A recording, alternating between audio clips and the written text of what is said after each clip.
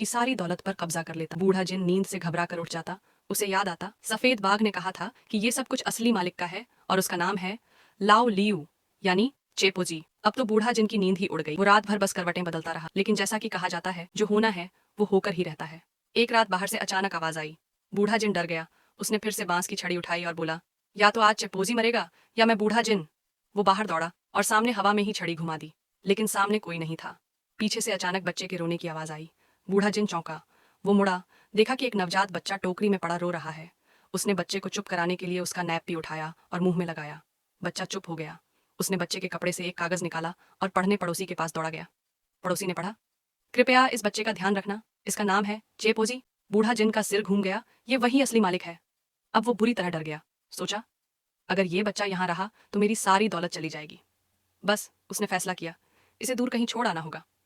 वो नाव लेकर एक सुनसान टापू पर गया। बच्चे को एक घास में रख दिया और बोला, माफ करना बेटा, लेकिन मुझे अपनी दौलत बचानी है। अब तो खुद ही जीना सीख ले। जैसे ही वो 2 कदम चला, अचानक तेज बारिश होने लगी और बच्चा जोर जोर से रोने लगा। बूढ़ा जिन रुक गया। वो कहने लगा, हद है, ये बच्चा भी क्या मुसीबत है। लेकिन फिर उसका दिल पिघल गया। वो वापस गया और चेपोजी को उठा लाया।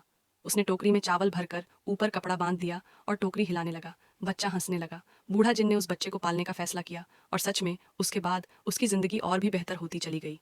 वक्त बीतता गया। चेपोजी बड़ा हुआ, जवान हुआ और शादी भी कर ली। उसके कई बच्चे हुए, सब छोटे छोटे चेपोजी। बूढ़ा जिन भी अब बूढ़ा हो चला था, लेकिन वो जिंदगी भर खुश रहा। कभी कमी नहीं आई, क्योंकि उसने एक सही फैसला किया था।